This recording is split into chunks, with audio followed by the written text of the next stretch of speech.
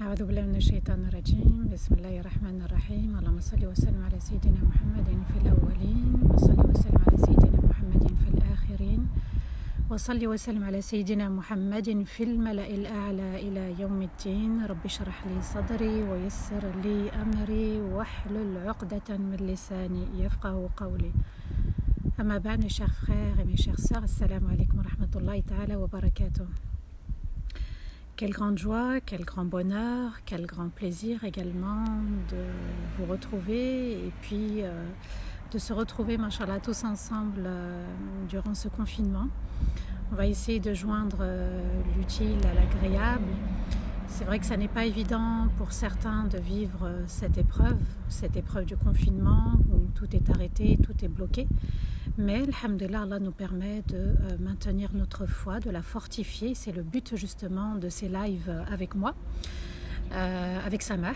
Donc, il est important de renouveler son intention à chaque fois, de se dire que c'est vrai que ces rappels sont bénéfiques, mais ils doivent aussi être bénéfiques à long terme. Voilà, on essaye de mettre, Inch'Allah, l'intention, qu'elle soit sincère, uniquement pour Allah Azza wa Jal, qu'on écoute avec son cœur pour essayer d'être meilleur qu'hier. Et comme je dis très souvent, l'union fait la force et ensemble, bi'idhnillah, nous allons, je vois vos petits messages, machallah, et ensemble, bi'idhnillah, nous allons nous réunir pour nous unir. Donc, c'est vrai que c'est une épreuve mondiale, mais les croyants, les véritables croyants sont toujours forts et veulent toujours le meilleur et se remettent toujours en question. Alors, l'épreuve, le confinement, la communauté, les familles, essayez de rapprocher vos enfants également, vos conjoints, essayez de partager le plus possible ce rappel. Donc, je répète, ce sont des lives tous les jours à 15h, du lundi au dimanche. C'est vraiment une grâce divine. Et donc il y aura un thème à chaque fois. Alors on a commencé par expliquer un petit peu l'épreuve du coronavirus et on a essayé par la suite de renouer avec Rasulullah sallallahu alayhi wa sallam qui est une miséricorde. Il faut que cette épreuve justement on en ressort fort. Et il est important de renouer, de refaire le nœud de la corde avec Rasulullah sallallahu alayhi wa sallam et on enchaîne bi'idhnillah avec Surat al-Fatiha. Alors hier c'est vrai qu'il y a eu un bug, il y a eu des incidents, on reprend aujourd'hui Inch'Allah le début de la Fatiha. Alors c'est voulu de ma part qu'on puisse méditer ensemble Surat al-Fatiha. Pourquoi ? Parce que, donc, comme je vous ai expliqué, on est en pleine épreuve et Surat al-Fatiha est un moyen de guérison, on va le développer, Inch'Allah, une guérison spirituelle, une guérison pour le corps et une guérison pour l'âme. Et c'est aussi un moyen de parfaire sa prière. Inch'Allah, ça sera un thème qui sera traité durant ces lives. Donc n'hésitez pas, Inch'Allah, s'il vous plaît, à me proposer des thèmes que vous voulez aborder. Et puis laissez, s'il vous plaît, vos questions tout à la fin quand j'ai fini. D'accord ? Parce que tous les jours, il y a 1000 commentaires qui passent. Je ne peux pas remonter jusqu'en haut. Donc laissez-les tout à la fin, vos questions, voire un message privé si c'est vraiment des situations où il va falloir développer, détailler, etc. Même vos questions, que ce soit d'ordre juridique ou autre, n'hésitez pas à me les poser sur Messenger. J'ai un Messenger, donc j'ai pas mal répondu, machallah, à des questions. Il y a des questions auxquelles je préfère écouter les personnes. Il y a des questions où je vais y revenir. Inch'Allah, j'ai bien vu vos messages, je n'y manquerai pas parce que je ne peux pas répondre à tout le monde. Bi'idhnillah, je répondrai à tout le monde mérite sa réponse et tout le monde doit profiter justement de ce rappel avant tout. Alors, Surat al-Fatiha, donc celle qui ouvre, donc on l'appelle aussi l'ouverture, on la traduit par l'ouverture. J'espère qu'elle sera une ouverture du cœur, une ouverture pour notre âme, une ouverture pour notre esprit et ça sera un moyen de guérison aussi par rapport à ce qui se passe actuellement. Donc ne pas hésiter justement à se soigner avec Surat al-Fatiha. On va développer, vous allez comprendre, Inch'Allah, pas mal de choses. C'est une guérison, comme je vous ai dit, pour le corps, pour le cœur et pour l'âme.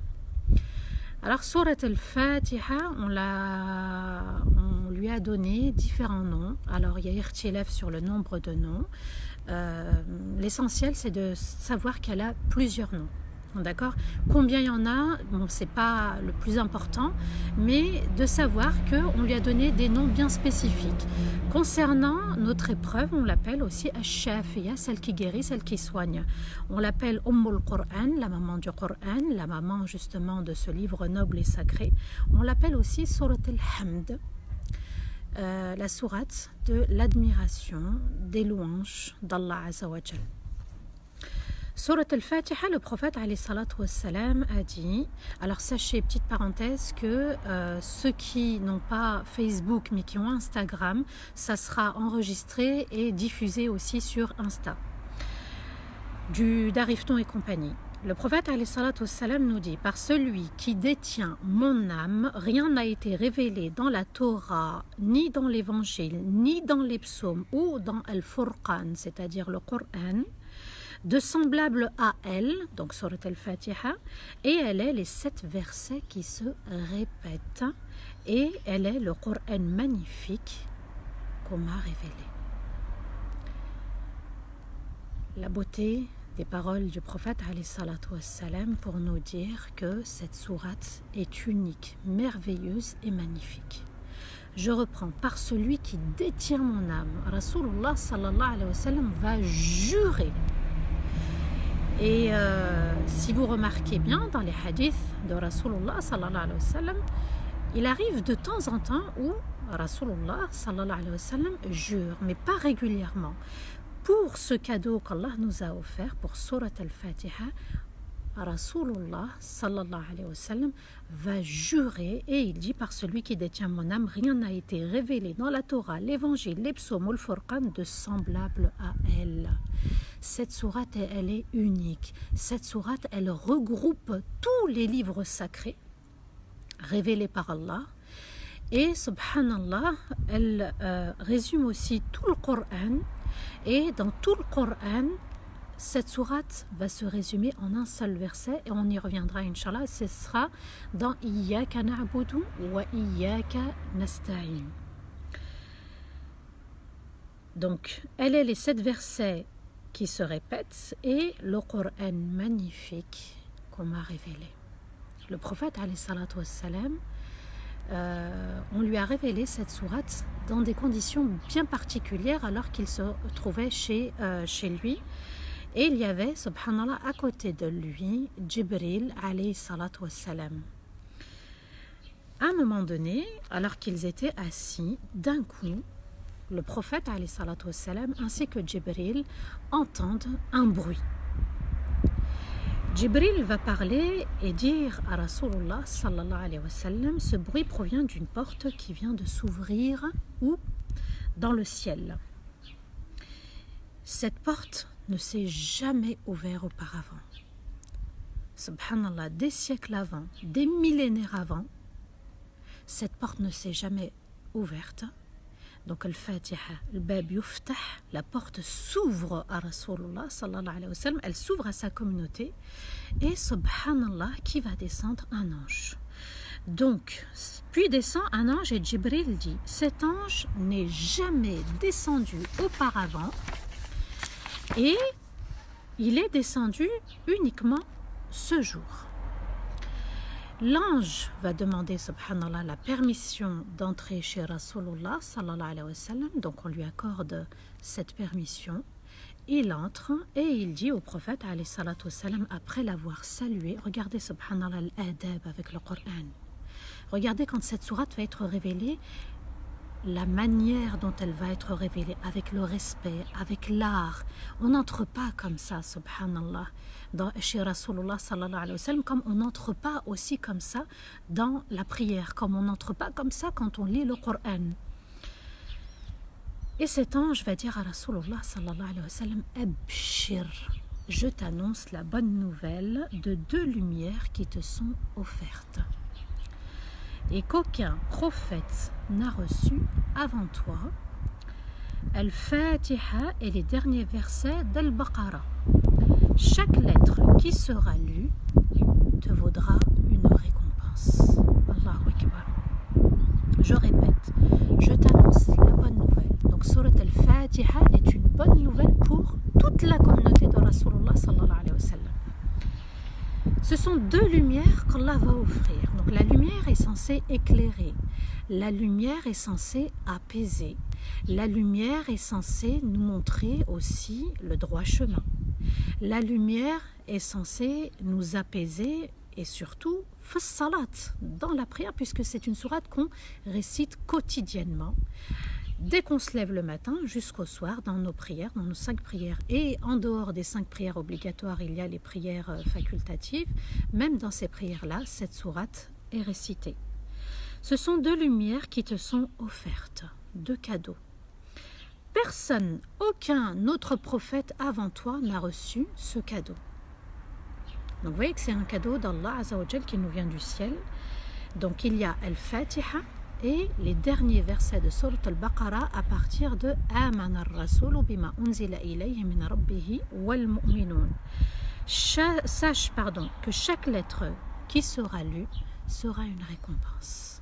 Donc vous voyez, subhanallah, que du fait de réciter Surat Al-Fatiha, qui est une lumière, donc on illumine son âme, on illumine notre prière, puisque le prophète alayhi salatu salam nous dit as-salatu nur, la prière est une lumière, on illumine notre quotidien, et le fait de réciter, subhanallah, cette sourate, chaque lettre va être un bien pour nous. À chaque fois qu'on va réciter, même pour se soigner, puisqu'on l'appelle le chef et celle qui guérit, chaque lettre qu'on va réciter dans un verre d'eau ou dans une bouteille d'eau, justement on est dans des conditions où on doit réciter Surat Al-Fatiha dans l'eau pour pouvoir se soigner par rapport à ce virus qui s'est propagé. Donc le premier recours, le premier traitement spirituel, c'est d'avoir recours à Surat Al-Fatiha pour se soigner, pour guérir nos malades. Donc chaque lettre sera un bien, chaque lettre sera un cadeau de la part d'Allah dès qu'on récitera pour nous, donc dans notre quotidien, mais aussi pour se soigner. Ça sera, subhanallah, une lumière et une guérison.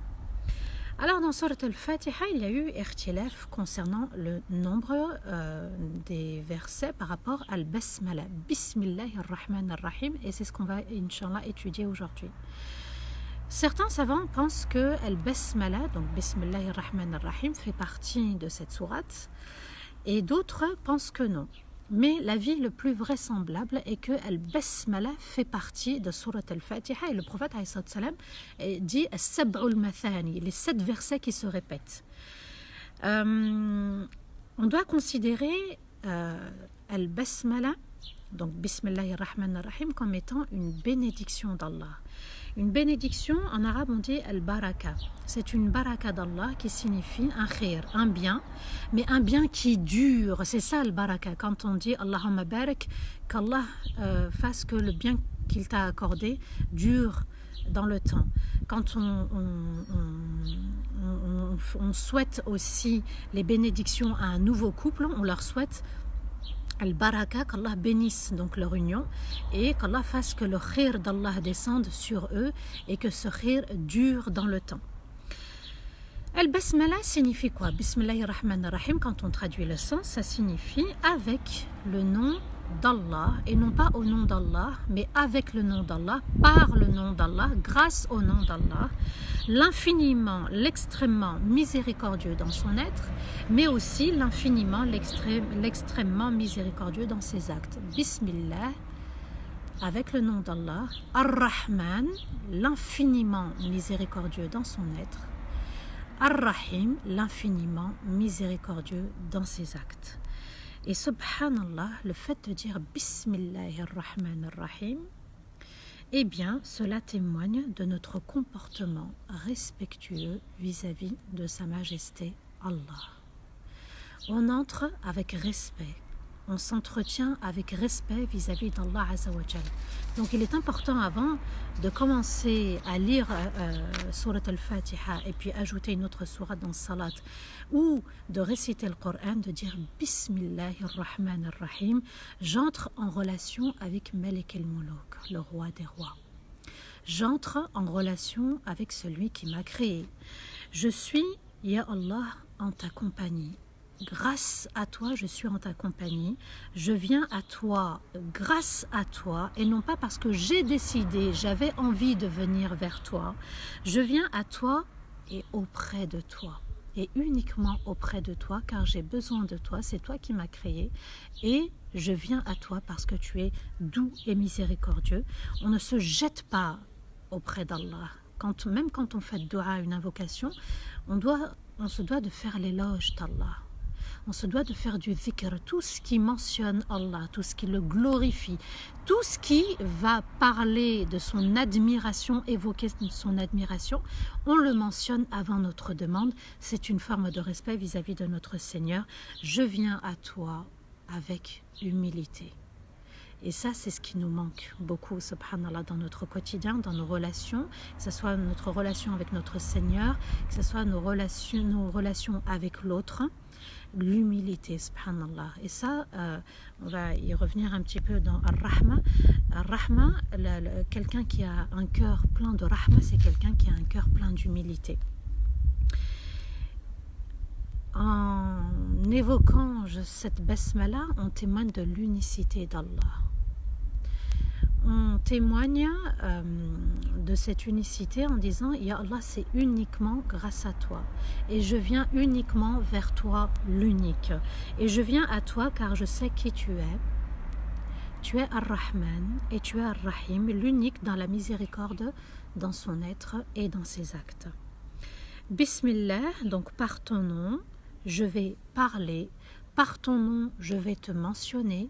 Par ton nom, je vais faire l'éloge de ta majesté et par ton nom, je m'entretiens avec toi. » Voilà le sens de Bismillah, Ar-Rahman Ar-Rahim, Al-Basmala. Et il est important aussi de comprendre que signifie Allah.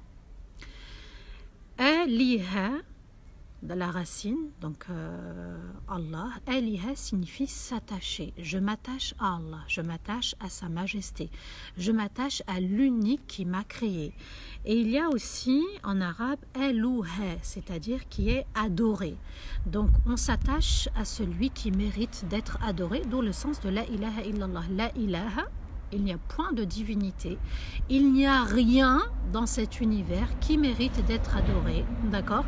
Seul Allah, illallah, mérite d'être adoré. Voilà le sens de la ilaha illallah, seul Allah mérite d'être adoré. Allah est un nom entier, hein, on ne peut pas dire elle est plus loin, voilà, on ne peut pas dissocier, c'est elle, Allah, c'est Allah. Et on dit par exemple Ya Allah, l'être au-dessus de tout. Allah, c'est celui qui est au-dessus de tout. Et ce nom Ar-Rahman, il est uniquement mentionné que pour Allah Azza wa Jal.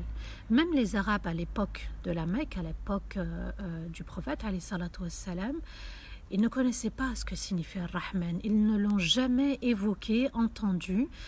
C'était quelque chose de nouveau, puisqu'Allah Azza wa Jal nous dit dans Surat Al-Furqan, le verset 60, وَإِذَا قِيلَ لَهُمُ اسْجُدُوا لِلرَّحْمَنِ قَالُوا وَمَا الرَّحْمَنُ. Lorsqu'Allah Azza wa Jal leur demande de se prosterner, lorsqu'on leur demande de se prosterner au tout miséricordieux, ils disent, mais qui est Ar-Rahman? Donc c'était un nom méconnu à l'époque, pour témoigner de la grandeur de notre Seigneur, subhanallah. Il pouvait dire al-aliha, les dieux, mais il ne connaissait pas Ar-Rahman, puisque c'était propre à Allah Azza wa Jal. Et là, on voit l'unicité de notre Seigneur.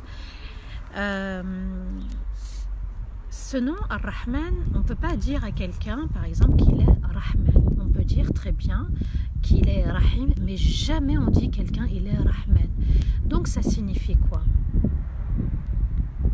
Qu'Allah est tout miséricordieux, infiniment bon, infiniment généreux, infiniment majestueux.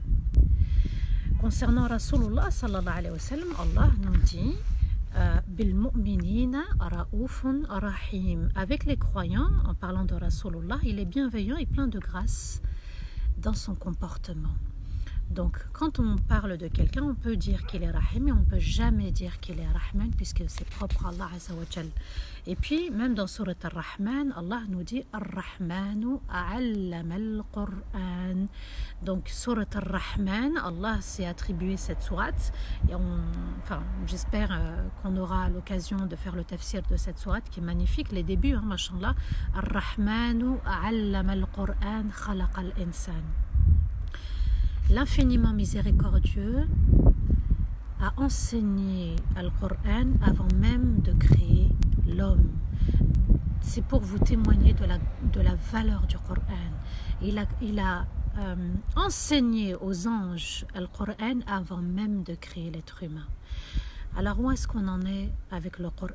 Où est-ce qu'on en est durant cette épreuve qui est l'épreuve du Corona, l'épreuve que j'appelle l'épreuve de la remise en question, de la réforme de soi, d'accord? On va essayer justement de profiter de cette occasion pour donner le meilleur de soi. D'accord?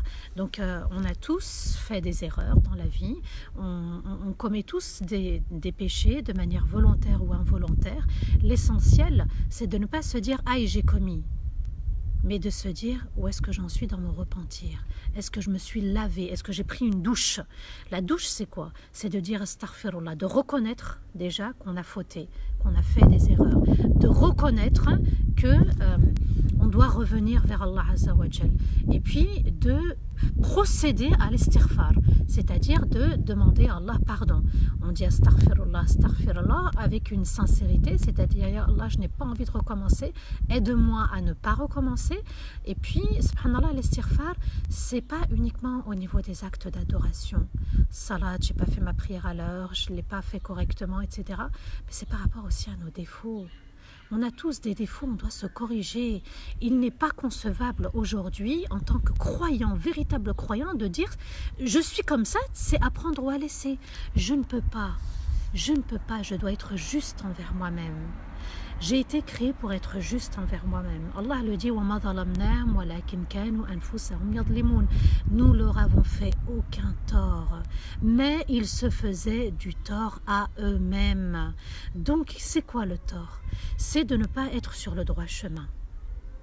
Je dois être là où Allah m'a demandé d'être. Je dois me réformer au niveau de mes relations avec mes parents, mon père, ma mère, mes frères, mes sœurs, au niveau de la famille au sens plus large, au niveau aussi de mon conjoint, au niveau de mes enfants, au niveau de la communauté, au niveau de mon voisin, au niveau de mes actes d'adoration, au niveau de mes paroles, au niveau de mes gestes, au niveau de mes pensées, au niveau de mes intentions.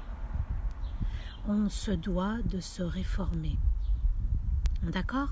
Donc il est important, on y reviendra Inch'Allah j'espère dans Surat Al-Kahf, puisque demain vendredi bi'idnillah, on étudiera, et à chaque vendredi cette lumière, donc qui est Surat Al-Kahf, et tirer des enseignements de Surat Al-Kahf qui sont très nécessaires pour la vie du quotidien.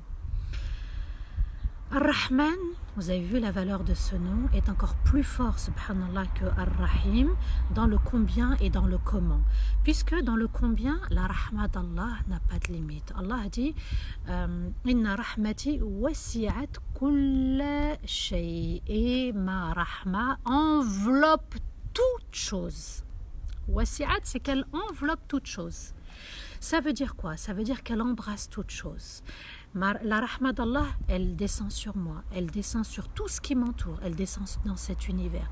Elle descend aussi sur mes défauts, elle descend sur mon âme, elle descend sur mes péchés. Elle est plus importante et au-dessus de tout.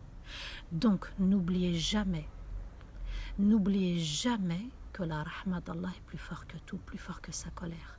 Dans le premier live, on a parlé du Corona, mais on a parlé également de la rahma d'Allah. N'oubliez jamais, on peut se tromper, on peut commettre des erreurs, on peut commettre des péchés, et la rahma d'Allah nous attend, elle est juste là autour de nous. Allah a dit wa huwa ma'akum ayna ma kuntum, et il est avec vous où que vous soyez. Il il faut l'intégrer, il faut l'accepter, il faut que ça soit ancré en nous, comme j'aimerais que cette sourate soit ancrée en nous, à chaque fois qu'on priera, et puis partagez le live, bismillah, partagez le live, ça vous fera des hasanat, ce sont des bonnes actions, vous invitez les gens à se réformer, vous savez, c'est des maillons comme ça qui se créent, chacun doit être un maillon positif, un maillon fort avec les autres, et partager, tout le monde aura des hasanat. Donc, la clémence d'Allah, elle descend sur qui? Elle descend sur tout. Même les non-croyants, Allah les a comblés de sa clémence. Puisque c'est Allah, par sa clémence, qui les fait vivre. C'est lui qui les nourrit. C'est lui qui reprend l'âme quand tout le monde dort. L'âme du croyant, l'âme du non-croyant. Et il la redonne aux croyants et aux non-croyants. Allah est miséricordieux avec même les membres de notre famille, tout le monde, même ceux avec qui on ne s'entend pas, Allah s'est montré miséricordieux envers eux. C'est important de comprendre ça. Pourquoi? Parce qu'on jugera les autres avec rahma. Et ça, je veux qu'on l'intègre, subhanallah. De ne pas être des juges, des critiqueurs, d'accord, de regarder toujours ce qui ne va pas chez les autres, les défauts, ou de s'auto-détruire en regardant que ses propres défauts, avoir de la rahma envers les autres et avoir aussi de la rahma envers son âme. Notre âme est une amana, notre âme est un dépôt de confiance. Allah nous a demandé d'en prendre soin. Allah, quand il nous a créés, nous a dit qu'on soit une rahma, soit un véritable croyant, soit un musulman soumis, soit un modèle, soit dans le pardon, soit dans la générosité, soit dans l'action, soit dans le partage. Cette conférence, ce live vous se rappelle, c'est un partage avec tout le monde. Tous ensemble, on doit se réunir pour s'unir. D'accord? Donc vous avez vu, subhanallah, avec la mondialisation, comment chaque pays était dans l'égoïsme. Et puis, subhanallah, regardez, durant ce confinement, comment les gens se sont précipités vers la nourriture, comment ils se sont... D'accord. Mais c'est mon âme d'abord que je dois sauver, et je dois faire preuve d'humilité dans cette épreuve. Alors de faire ses courses et de faire ses provisions, c'est bien, c'est pas un mal. Mais Allah nous dit wa khayru zadi at-taqwa. Et la meilleure des provisions, c'est la crainte d'Allah Azza wa Jal. Comment cette rahma est universelle, comment cette rahma elle est magnifique, c'est qu'elle répond aussi aux besoins de chacun. Allah nous couvre par sa protection, il nous protège, il nous offre sa subsistance, on est en bonne santé, on peut invoquer, on a la foi, c'est une rahma aussi d'avoir la foi. C'est le plus beau cadeau de dire la ilaha illallah. De commencer sa vie avec la ilaha illallah. Il n'est jamais trop tard. Tu peux toujours encore monter dans le train, même s'il est parti.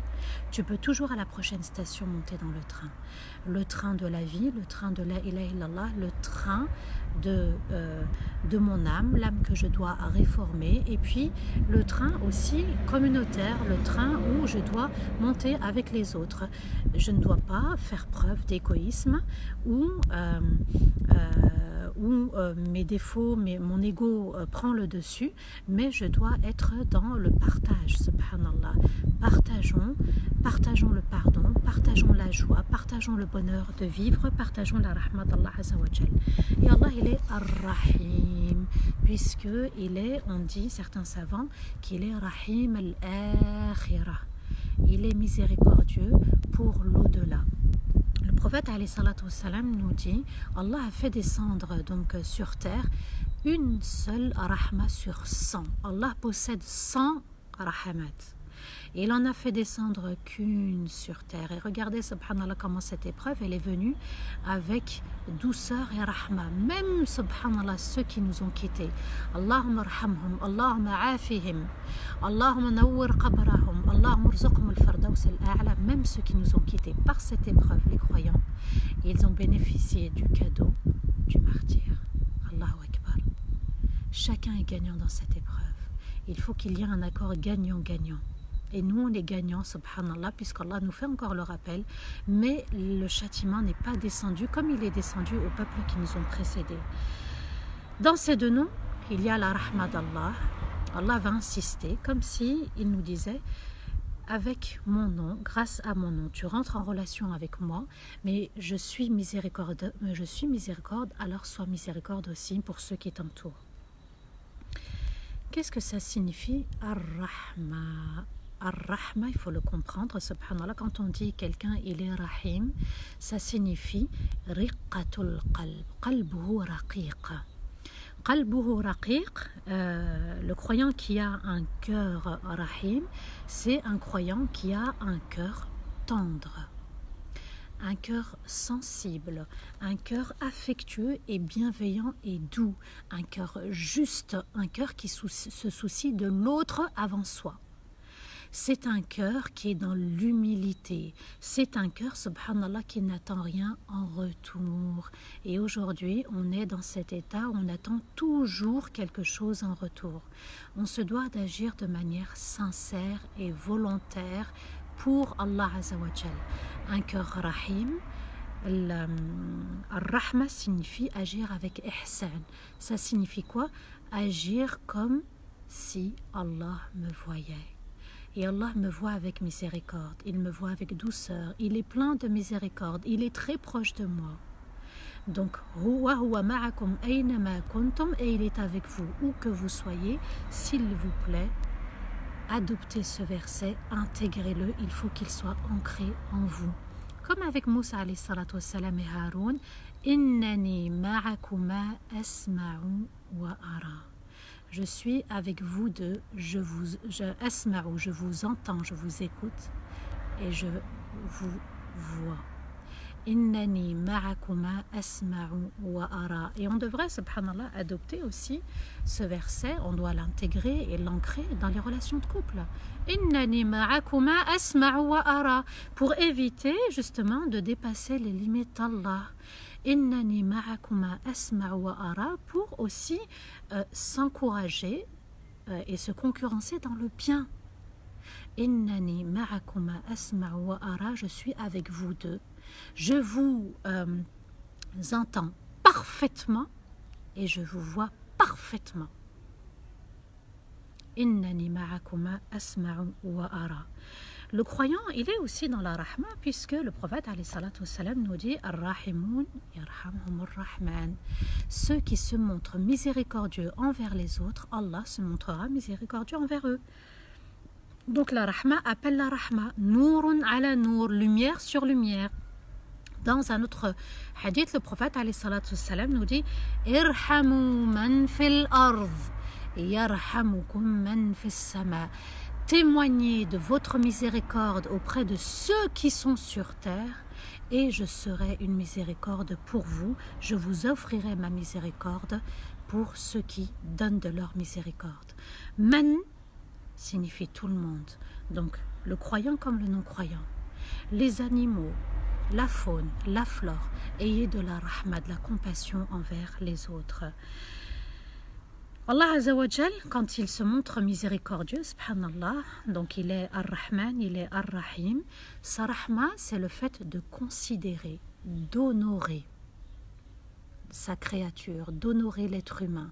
Et surtout, la rahma d'Allah, elle est privée, c'est un privilège quand elle touche le croyant.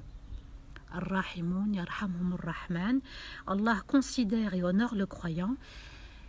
Sa rahma, elle est excellente et c'est l'excellence d'Allah qui descend sur les gens et surtout qui descend sur le croyant.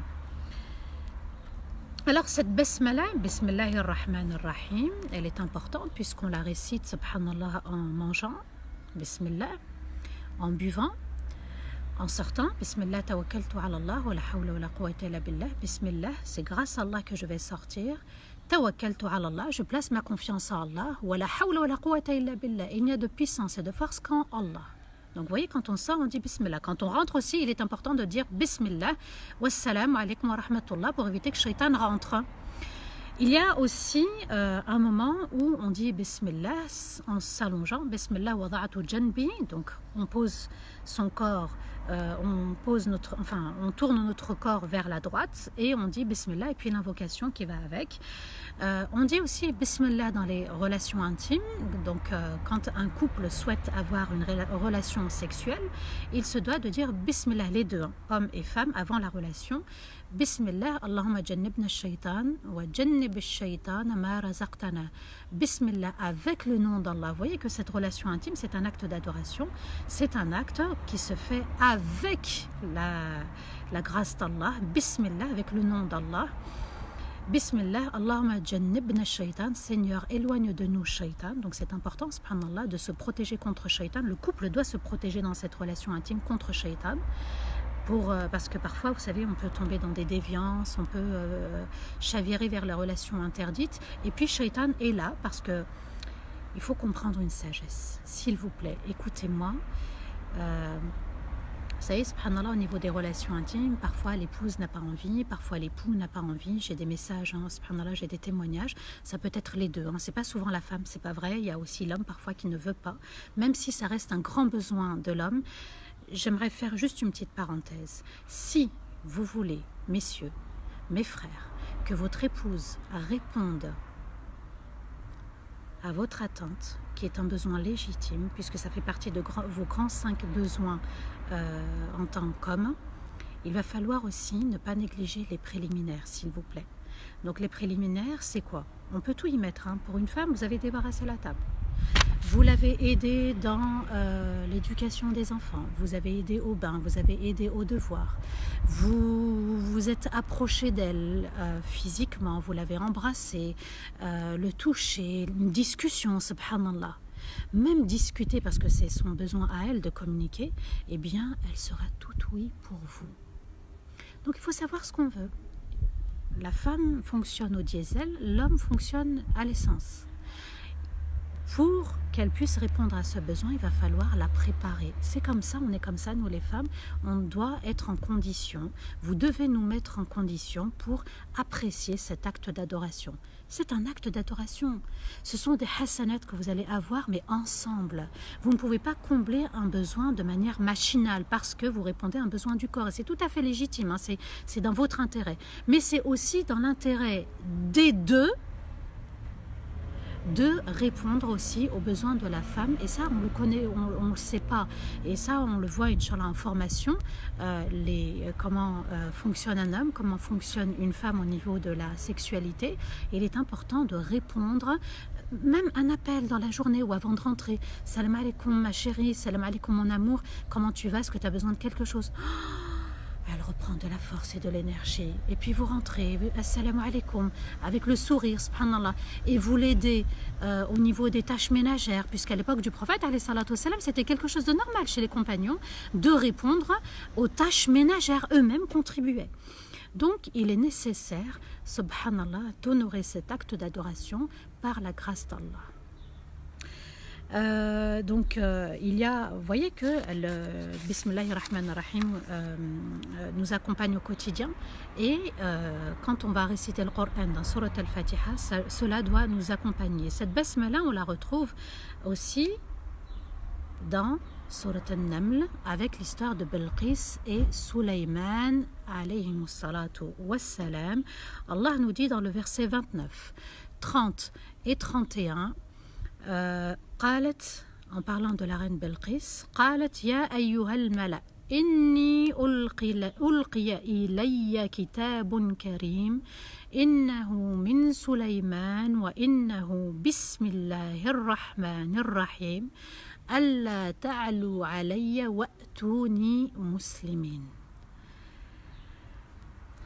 Des versets d'une beauté. Déjà, cette reine, mashallah, elle est belle, et elle prononce, subhanallah, des paroles magnifiques. Subhanallah, Allah Azza wa Jal, dans tout le Coran, il y a une seule sourate où il n'y a pas le basmala, sourate al-Tawbah, sourate al-Bara'a. Voilà, vous allez trouver Bara'a ou Tawbah, on dit les deux. Et puis on va trouver, subhanallah, Bismillahirrahmanirrahim dans sourate al-Naml. Les fourmis. J'espère avoir l'occasion à travers ces lives de vous raconter un petit peu l'histoire de la reine Balqis avec Souleyman. C'est magnifique. On en tire des leçons de vie, des leçons pour nous, pour la communauté, des belles leçons, subhanallah. قالت يا أيها الملأ. Qu'est-ce qu'elle fait? Elle dit mes conseillers. Elle va vers ces hommes et elle dit il m'est parvenu un noble message et il est certes de Souleyman et il est au nom d'Allah Ar-Rahman Ar-Rahim. Ne désobéissez pas à mon ordre et venez à moi soumis. Qui a envoyé le message? C'est le roi Souleyman. Alors pour expliquer ce verset, on est obligé de revenir un petit peu aux conditions de cette histoire. Il faut savoir une chose, c'est que le roi Souleyman était roi, mais était aussi prophète. Et il avait invoqué Allah de lui accorder un royaume que seul lui détiendra et personne d'autre n'aura de royaume semblable au sien après lui. Dans son royaume, il y avait sous ses ordres, donc les animaux, les êtres humains et les djinns aussi. Les djinns craignaient énormément Souleyman puisqu'il était intransigeant avec eux. Et un jour, alors que, comme d'habitude, chaque matin, Souleyman revoyait son armée et il s'est aperçu, subhanallah, que en comptant, en vérifiant les membres, chacun des membres de son armée, qu'il y manquait el-hudhud, la huppe. Donc là, c'est pour vous dire, subhanallah aussi, quelque part, que Souleyman avait le souci de son royaume. Il n'était pas que assis. Il était debout, il était chef, il était leader, et il avait le souci de son royaume. Et il s'est aperçu qu'un membre du royaume, je dis bien un membre parce que ça fait vraiment communauté, qui est l'oiseau. Il faut le faire, mashallah, c'est Allahu Akbar. C'est juste, mashallah, c'est juste waouh. El-hudhud manque. Donc, il s'est fâché, il était en colère. Le hudhud revient et lui dit mon roi, en voyageant, en parcourant la terre, puisqu'il était à la recherche d'endroits où il y avait de l'eau, je me suis aperçu que au Yémen, à Saba, il y avait un royaume, et dans ce royaume, c'était une reine qui les gouvernait. Inch'Allah, c'est magnifique, un oiseau qui se dit, tiens, c'est une femme qui gouverne. Mais au-delà d'une femme qui gouverne, il lui dit, ce peuple, subhanallah, il adore le soleil. Et Souleyman n'a pas accepté. Pourquoi? Parce qu'ils étaient égarés. Shaitan justement les a égarés, ils se sont mis à adorer le soleil. Et ils adoraient quand le soleil? Ils adoraient au premier rayon du soleil, au lever du soleil. Ils se levaient, subhanallah, et ils se mettaient à adorer, à se prosterner au soleil. Je les ai trouvés se soumettre au soleil, se prosterner au soleil. Alors Souleyman décide d'envoyer un message à cette reine à travers donc cette huppe, cet oiseau, et il va lui écrire ce message: Innahu min Souleyman wa innahu bismillahir rahmanir rahim alla ta'lu alayya wa'tuni muslimin. Innahu min Souleyman, il se présente à elle. Comme nous, on se présente à Allah Azza wa Jal fi salat, ou quand on récite le Coran. Bismillah, on se présente. D'accord? On n'entre pas comme ça. C'est pas Allahu Akbar, alhamdulillah, rabbil. Non, on se présente. Il y a la révérence. Donc, Innahu min Souleyman, elle savait de qui venait ce message. Pourquoi ce message? Wa innahu bismillahir rahmanir rahim. Le contenu était très clair. Il est certes de Souleyman et il est au nom, avec le nom d'Allah ar-Rahman ar-Rahim. Et il va donc envoyer son message, la cause de ce message, Allah ta'alu alayya, c'est-à-dire ne désobéissez pas à mon ordre, wa'tuni muslimin, et venez à moi soumis à Allah Azza wa Jal. Donc la suite de l'histoire, elle est magnifique. Je ne peux pas vous la raconter entièrement. Pour ceux qui s'impatientent, vous trouverez en tapant sur YouTube. Bon, je ne l'ai pas intégré dans ma chaîne, mais vous trouverez Le bonheur vient de l'intérieur. Je l'ai intitulé comme ça, subhanallah, les enseignements de la reine de Saba. Le bonheur vient de l'intérieur. J'ai essayé de donner le plus possible d'enseignements, même si je pouvais en donner beaucoup plus, qu'Allah me permette d'en donner, Inch'Allah, beaucoup plus. Mais c'était vraiment un régal, cette histoire. Et subhanallah, donc, elle est intriguée par ce message, cette reine, elle reçoit ce message. Innahu min Sulayman wa innahu bismillahir rahmanir rahim. An la ta'alu alayya wa atuni muslimin. Que fait le Hudhud avant de lire ce message? Il a été stratège, une bonne stratégie. Il s'est dit, je vais me mettre à la fenêtre et au moment où elle se réveille pour adorer, je lâche le message. Alors cette reine, elle s'affole parce que la porte de sa chambre est fermée. Et puis elle reçoit ce bout de papier dans sa chambre, elle se dit, mais il vient d'où? Et personne n'est entré, et la taille d'un oiseau, c'est pas la taille d'un être humain. Elle lit le message, alors elle vient de se réveiller, subhanallah, et elle lit le message, et en lisant, subhanallah, le message alors qu'elle vient de se réveiller, elle est bouche bée. Elle est stupéfaite, puisqu'elle dit « Inni ulqiya ilayya kitabun karim » Il m'est parvenu un livre noble. Et elle va être, subhanallah, émerveillée par rapport à Bismillahir Rahmanir Rahim. Le cœur commence à se réveiller. Et nous aussi, subhanallah, on doit prendre exemple par rapport à Bismillahir Rahmanir Rahim. Quand on va le prononcer dans salat, ça doit nous faire quelque chose. Bismillahir Rahmanir Rahim, avec le nom d'Allah et pas le soleil et pas une autre adoration et pas une pensée négative. Vous savez, le waswas, parfois, subhanallah, on va avoir des petites flèches comme ça pendant salat, la marmite, le téléphone qu'on n'a pas mis en silencieux mais en vibreur, on a entendu la sonnerie, les enfants, nanana, il y a plein de choses. Il faut vraiment se mettre en condition pour vivre le nom d'Allah, pour vivre la miséricorde d'Allah, pour que ça nous impacte, comme cette reine, subhanallah, qui a été impactée par les termes de cette basmala. Innahu bismillahir rahman ar-rahim. Inni ulqiya ilayya kitabun karim. Al-basmala signifie avec le pouvoir d'Allah. Elle a ressenti la force d'Allah, qui est une reine, subhanallah, elle avait une certaine force, un certain pouvoir, puisque c'était elle qui menait le peuple. Avec aussi la bénédiction de ce nom, puisque ça l'a émerveillée, et avec la grandeur d'Allah. Elle ressent cette grandeur, elle ressent quelque chose dans son cœur, et elle va se précipiter vers ces hommes, et elle leur dit, il m'est arrivé quelque chose, regardez, qu'est-ce qu'on fait? Qu'est-ce qu'on fait avec le nom d'Allah? Qu'est-ce qu'on fait avec ce message?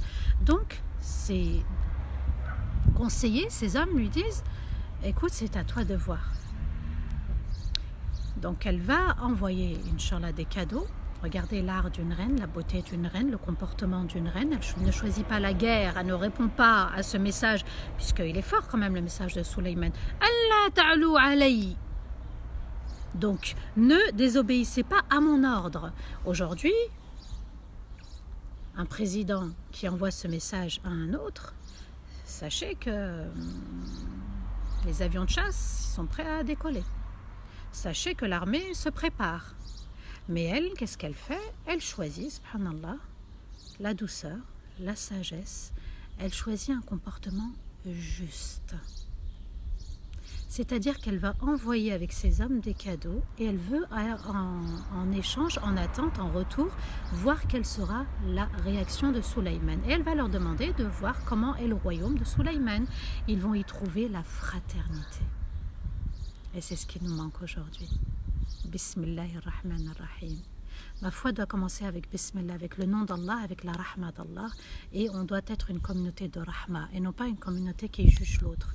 Mais une communauté justement qui fixe le zoom sur soi. Le focus, il doit être uniquement sur soi. Chacun doit balayer devant sa porte. Chacun doit se dire qu'est-ce que j'ai fait pour que cette situation arrive à ce point. C'est cette phrase, cette question qu'on doit se répéter. Qu'est-ce que j'ai fait moi pour qu'on en arrive là, dans mon couple, dans ma famille, avec mes enfants, dans la communauté? Qu'est-ce que j'ai fait moi pour qu'on en arrive là? Qu'est-ce que j'ai fait moi dans cette épreuve du corona pour qu'on en arrive là? Là, c'est à l'échelle intercommunautaire, là, c'est à l'échelle internationale. Mais Allah Azza wa Jal nous dit, chacun va comparaître seul. Et chacun aura son propre livre. Et chacun va témoigner, le corps va témoigner. À nous de préparer l'au-delà, à nous de faire de cette épreuve justement un tremplin vers demain et vers l'au-delà. Donc, ce verset de l'Basmala, ce verset dans Surat An-Naml, dans le verset 30, il faut le méditer. Innahu bismillah, inni ulqiya ilayya kitabun karim, innahu min Sulayman wa innahu bismillahi ar-Rahman ar-Rahim. Donc, quand je rentre dans Salat, ça doit me faire quelque chose. Et vous savez qu'à la fin de l'histoire, avec Belqis, elle dit quoi? Inni aslamtu ma'a Sulayman. Inni aslamtu ma'a Sulayman lillahi rabbil alamin. Si on médite bien, si Bismillahir Rahmanir Rahim est ancré en nous, il est ancré dans notre cœur, que toute chose est régie et gérée par la rahma d'Allah. Si moi je ressens ça, je le vis, je le manifeste, eh bien je deviens aussi comme cette reine qui se soumet. Inni aslamtu ma'a Sulayman lillahi rabbil alamin. Dans toute la salat, je serai soumis et soumise. Et c'est ce à quoi on inspire, à être humble, à sentir que, subhanallah, cette prière est une rahma. C'est une lumière, c'est une soumission. Mon cœur doit être une rahma pour moi, c'est-à-dire il doit être humble. On doit être dans l'ihsan, dans cette prière. Quand on va réciter Surat al-Fatiha, je me mets en condition. Bismillahirrahmanirrahim. Et le dire mot par mot. Bismillahirrahmanirrahim. Alhamdulillahi Rabbil Alamin. Ça sera Inch'Allah notre dars de samedi, parce que demain c'est vendredi. Innahu wa innahu Bismillahirrahmanirrahim. Ressentir la rahma, avoir de la rahma pour soi, se retrouver soi-même, c'est aussi ça la rahma. Et puis de se dire, subhanallah, que si moi j'arrive à me soumettre, à être humble vis-à-vis de mon Seigneur, subhanallah, eh bien je vais être une lumière, je vais diffuser autour de moi la lumière, parce que le prophète a dit as-salatu nour, on y reviendra Inch'Allah demain dans Alhamdulillah, dans un hadith. Et subhanallah, si moi je suis une lumière, on est tous une lumière, on devient nour ala nour. Et là, la lumière, c'est une force. Regardez, subhanallah, la force du soleil qui éclaire, qui réchauffe, qui apaise, qui nous guide, subhanallah, parce qu'on y voit plus clair quand on avance, il n'y a pas l'obscurité de la nuit. Donc, dans ces quelques versets, subhanallah, cette reine nous dit que chacun peut être roi de sa salat et peut être reine de sa salat. Ça, c'est magnifique, subhanallah, et c'est ce à quoi chacun doit tendre. Sulayman alayhi salatu wassalam, c'est le symbole de la force. La reine aussi, c'est le symbole de la force. Mais il n'y a de force que la force d'Allah. La lumière est une force, la communauté est une force, l'épreuve est une force, subhanallah. Souvenez-vous bien de ça, l'épreuve est une force. C'est à nous de décider d'accepter l'épreuve, comme on avait dit. Soit on accepte, soit on se détourne de l'épreuve, on se détourne d'Allah. La prière aussi est une épreuve, c'est un test. On se prépare pour le test et on essaie d'avoir la plus belle note, la meilleure note dans cette vie. Alors voilà, c'est vrai que ce sont des efforts au quotidien. On se doit, on va s'entraîner tout doucement. Inch'Allah, on va méditer sur le Al-Fatiha. Vous allez voir, Inch'Allah, ça va être une force dans votre salat. Symbole de la royauté, symbole de la puissance, symbole de la justice, symbole de la fraternité. Chacun doit être roi et reine et doit être aussi un symbole pour lui-même de justice, de force. La prière doit être une force au quotidien pour nous et non pas une routine ou quelque chose qu'on nous impose où on sent que voilà, je m'en débarrasse et je pars. Non. Quand je rentre dans ma prière, je suis roi et je suis reine, je dois maîtriser, je dois être comme Sulayman. Je suis ferme avec moi-même, d'accord? J'obéis à mon Seigneur et je me soumets à mon Seigneur comme il se doit. Alors, avec Bismillahir Rahmanir Rahim, avec la force d'Allah, avec la force de Sa Majesté, on va vers lui, auprès de lui, avec sa force uniquement. Eh bien, soyons des leaders, comme ce roi, comme cette reine. Cette reine, Balqis, va amener tout son peuple à la soumission d'Allah, puisque tout le peuple, subhanallah, va se soumettre. Ils étaient soumis à elle, déjà, ils lui obéissaient. Et puis, le fait qu'elle-même se soumette, tout le monde s'est soumis. Ça signifie quoi? Ça signifie que si je fais de Surat al-Fatiha une force, si je la maîtrise, si je comprends Bismillahir Rahmanir Rahim, si je fais de ma salat une force aussi, si je suis ferme avec moi-même, si je suis juste avec moi-même, je deviens aussi une force pour les autres, je deviens un modèle pour les autres. Mon épouse ou mon époux va me suivre. Mes enfants, Inch'Allah, ils vont me suivre. Ça, c'est par la grâce d'Allah, par la force d'Allah. C'est pas par ma force à moi, mais c'est uniquement par la force d'Allah. Soyez une lumière pour les autres, soyez une lumière également pour vous-même, soyez juste.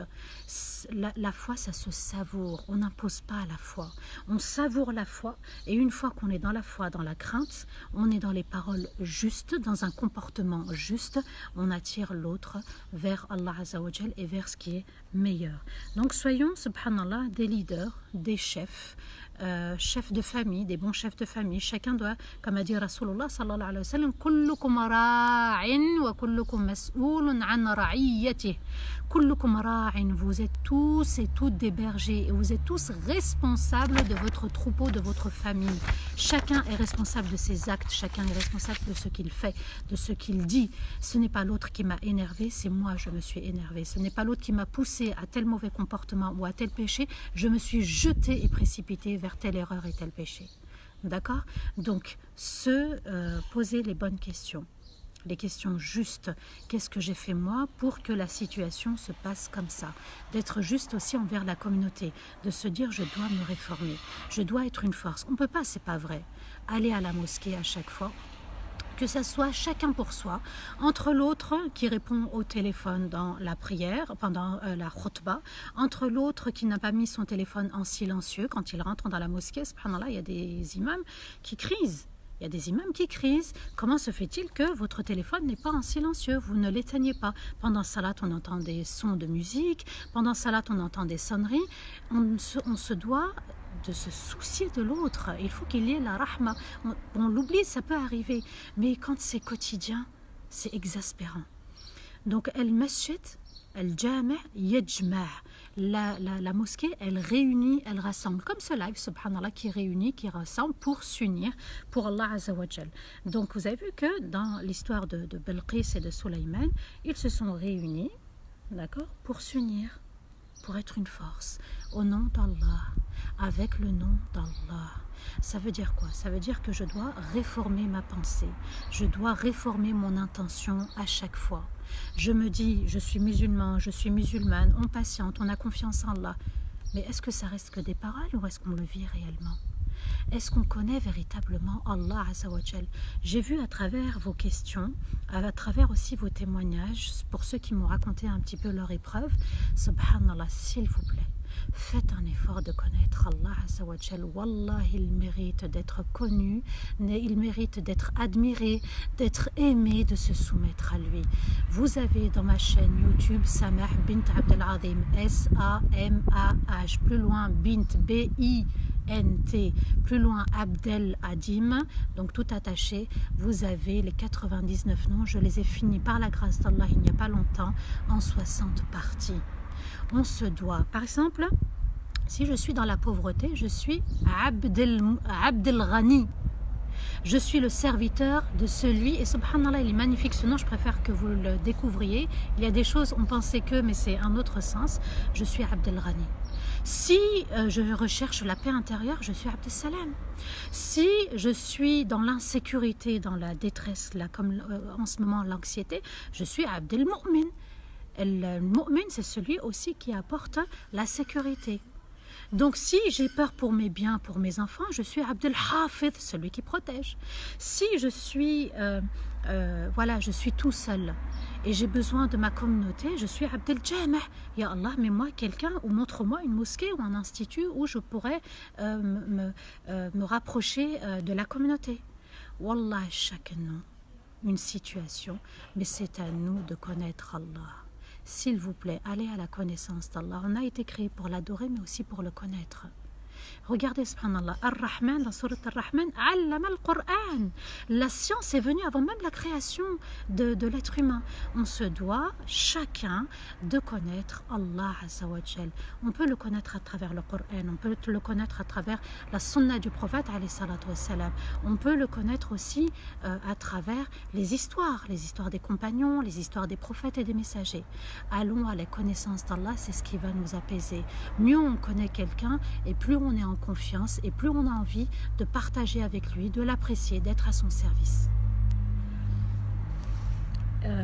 Subhanallah, il y avait aussi Al-Basmala, et j'aimerais y revenir aussi dans Surat Hud, le verset 41, où Allah Azza wa Jal mentionne le déluge de Nuh alayhi salatu wassalam, et Allah va dire concernant le petit peuple que Nuh a emmené avec lui dans le bateau. Allah nous dit Bismillahi majriha wa mursiha dans le verset 41 de Surat Hud, qui signifie il naviguera sur l'eau et s'arrêtera avec le nom d'Allah. Avec le nom d'Allah, le bateau naviguera sur l'eau et avec le nom d'Allah, ce bateau s'arrêtera. Ça signifie quoi? Ça signifie que dans ma vie, je dois vivre avec le nom d'Allah. Bismillah. Walillahi al-asma'ul husna. Et à Allah appartient les noms excellents, les noms parfaits, les noms magnifiques. À nous d'être magnifiques et d'aller vers le magnifique. On se doit de faire l'effort. Mashallah, savourer ces noms. Subhanallah. Allah nous dit quoi dans ce verset? Si on revient dans l'histoire de Nuh alayhi salatu wassalam, qui a prêché pendant 950 ans. Imaginez, 10 siècles. Vous parlez, nuit et jour, vous parlez, vous invitez les gens, et puis seul à peu près, on dit les savants, 80 personnes ont rejoint Nuh alayhi salatu wassalam. Inni da'awtuhum laylan wa nahara. Allah nous dit en parlant de Nuh, je les ai invités jour et nuit. وَلَمْ يَزِدْهُمْ دُعَائِي إِلَّا فِرَارًا. Et à chaque fois que je leur parlais et je les invitais, ils fuyaient. Ça les repoussait encore plus. Imaginez, subhanallah, un prophète. Imaginez, vous parlez, déjà rien qu'avec les enfants, les conjoints, les parents, etc. Déjà, quand on commence à répéter, ça commence un peu à nous agacer. 950 ans. Donc, les gens n'ont pas accepté, les gens se sont détournés, les gens ont pris la fuite. Nuh alayhi salatu wassalam a fait preuve de patience. C'était un homme qui pleurait, c'était un homme doux, mais c'était un homme qui craignait Allah, c'était un homme qui remerciait Allah. Alhamd, on y reviendra Inch'Allah demain. Bismillah, Allah nous dit, même si tu es éprouvé et tu as la plus grande des épreuves, mais Nuh faisait partie aussi des prophètes déterminés. Ulul azmi min ar-rusul, déterminé, et c'est ce qui nous manque dans la vie de tous les jours, d'être déterminé. Quand vous écoutez ces lives, quand vous réécouterez Inch'Allah ces lives, soyez déterminé, mettez l'intention d'être déterminé. On n'est pas là que pour le confinement. C'est vrai qu'on est confiné, mais la foi doit être confinée aussi, et elle doit briller à long terme. Bismillahi majriha wa mursiha. Allah nous dit, tu as été éprouvé? Allez, monte dans le bateau au nom d'Allah, le bateau de la découverte d'Allah, le bateau de la rahma d'Allah, le bateau de la connaissance d'Allah, le bateau de la force d'Allah, parce qu'Allah va faire descendre la pluie des cieux, il va la faire sortir de terre, parce que subhanallah, même si son peuple s'était moqué de lui. Nous, d'où tu construis un bateau, puisque ça a été l'ordre d'Allah de construire le bateau, mais ils se sont moqués de lui, mais il va naviguer comment ton bateau, il n'y a pas d'eau? C'était un endroit où il n'y avait pas d'eau. Allah Azza wa Jal est capable de toutes choses si vous êtes déterminé. Donc Allah nous dit, elle naviguera sur l'eau avec le nom d'Allah. Donc navigue dans ta vie avec le nom d'Allah, avec la connaissance d'Allah, avec l'amour d'Allah, avec l'admiration vis-à-vis d'Allah. Et ta vie s'arrêtera, puisqu'Allah a dit, wa mursiha, et au nom d'Allah, avec le nom d'Allah, le navire s'arrêtera. Et j'espère qu'à ce moment-là, on aura la plus belle note finale à la fin de ce test. Lorsqu'Allah va reprendre notre âme, nous aurons une note finale. À nous de choisir la note finale.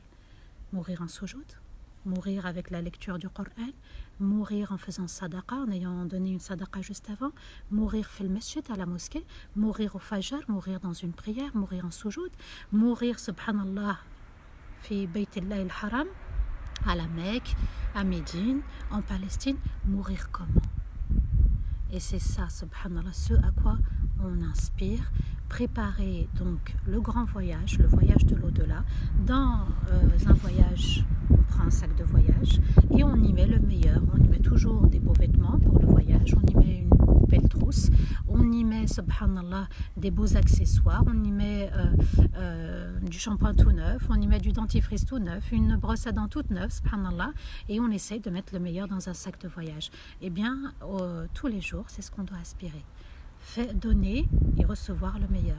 Donner le meilleur, quand je parle, je suis juste. Quand j'agis, je suis juste. J'essaye d'être bon envers moi-même et d'être bon envers les autres. Et surtout, de renouer avec Rasulullah sallallahu alayhi wa sallam. N'oublions pas, on a fait salat ala nabi, on a vu ensemble la valeur de la rahma qu'était le prophète alayhi salatu wa sallam. En faisant salat ala nabi, on débloque les situations, on se rapproche d'Allah puisqu'on est élevé en degrés, on efface nos péchés, on a des hasanat et puis tout doucement le compteur continue et tourne. Et n'oubliez pas as-sadaqa al-jariyah, par rapport à vos parents, par rapport à vos proches, par rapport à vous-même. Subhanallah, n'oubliez pas sadaqa jariya, les petits compteurs, j'appelle ça les compteurs éternels. C'est-à-dire que même la personne, quand elle décède, son compteur tourne encore. Donc prévoyons et soyons prévoyants par rapport à l'héritage qu'on peut se laisser, se léguer soi-même au lieu de chercher l'héritage des parents.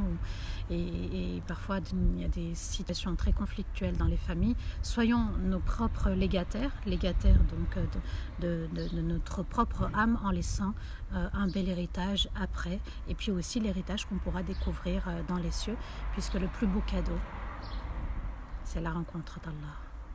Et j'espère qu'on méritera tous la rencontre d'Allah Azza wa Jal, qu'on pourra le voir dans l'au-delà. Alors j'ai encore une fois une grande pensée, une belle pensée à tous ceux qui sont malades, tous ceux qui, subhanallah, sont confinés, tous ceux qui sont seuls, peut-être hospitalisés à l'hôpital ou qui ont des proches décédés de cette épreuve, subhanallah.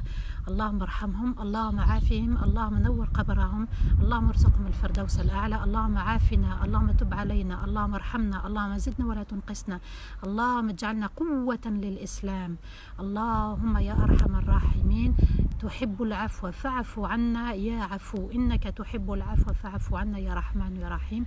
اللهم صل وسلم على سيدنا محمد وعلى آله وصحبه وسلم، واستغفر الله لي ولكم. سبحان ربك رب العزة عما يصفون وسلام على المرسلين والحمد لله رب العالمين.